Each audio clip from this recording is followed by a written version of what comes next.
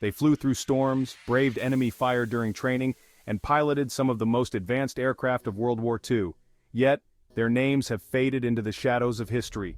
Meet the Women's Air Force Service pilots, WASPs, America's secret weapon that time forgot. These women were pioneers, breaking barriers in the sky while the world was at war. But why did their contributions remain hidden for so long? In this documentary, we'll uncover the origins of the WASP program, their vital roles during the war, the challenges they faced, and the long overdue recognition they fought to receive. Let's dive in. It's 1942. The United States is deep in the throes of World War II, and the demand for pilots has reached a critical point. With thousands of male pilots deployed overseas, the U.S. faces a shortage of pilots for stateside duties. This is where Jackie Cochran comes in. Cochran, a trailblazing female aviator, saw an opportunity. She proposed a bold idea to the U.S. Army Air Forces, a new program where women pilots would ferry planes, transport military aircraft, and perform other non-combat flying tasks. This, she argued, would free up more male pilots for combat roles overseas. Her idea aligned with another visionary, Nancy Love, who was already working on a similar concept with the Women's Auxiliary Ferrying Squadron, or WAFS.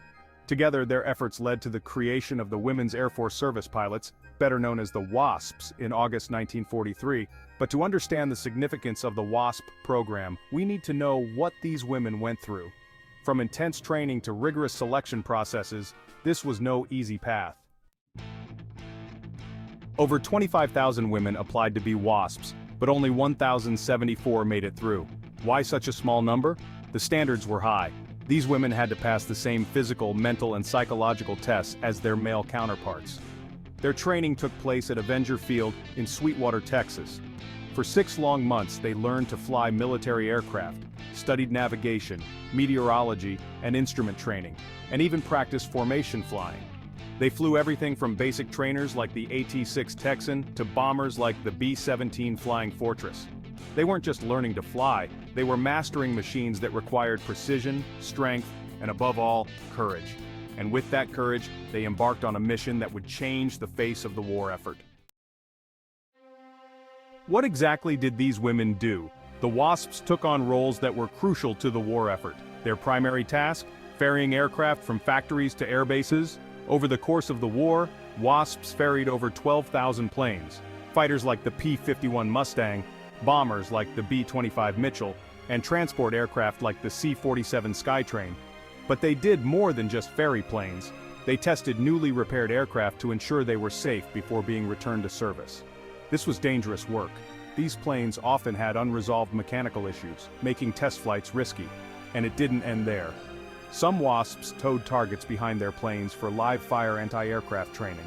Imagine flying in close proximity to gunners firing live rounds, knowing a miscalculation could be fatal. Others served as instructors, teaching male pilots how to fly advanced planes.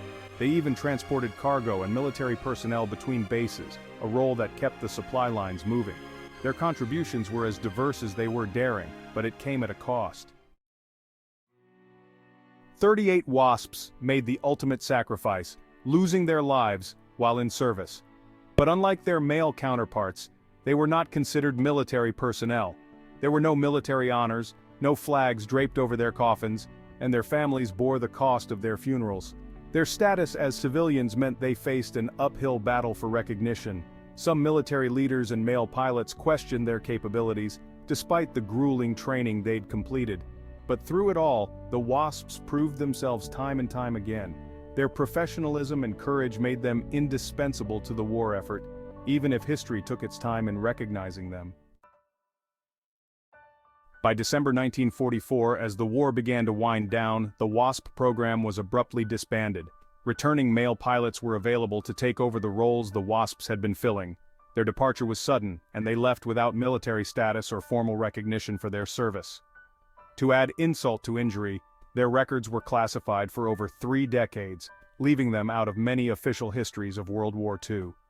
It wasn't until 1977 that the surviving WASPs finally gained veteran status, thanks to a bill signed by President Jimmy Carter. But their fight for recognition didn't end there. In 2009, the remaining WASPs were awarded the Congressional Gold Medal, one of the highest civilian honors. President Barack Obama and Congress finally acknowledged their bravery and dedication, righting a wrong that had persisted for decades. The legacy of the WASPs lives on in every woman who has followed in their footsteps in the Air Force and beyond. They proved that women could handle the same demanding tasks as men in aviation, breaking barriers for future generations. They were trailblazers who flew against the winds of doubt and prejudice. Today, their story serves as a reminder that the contributions of every individual in times of war, no matter how overlooked, are part of the tapestry of history. The women's Air Force service pilots soared above expectations, defied limitations, and left an indelible mark on history. Thank you for watching this deep dive into the story of the WASPs.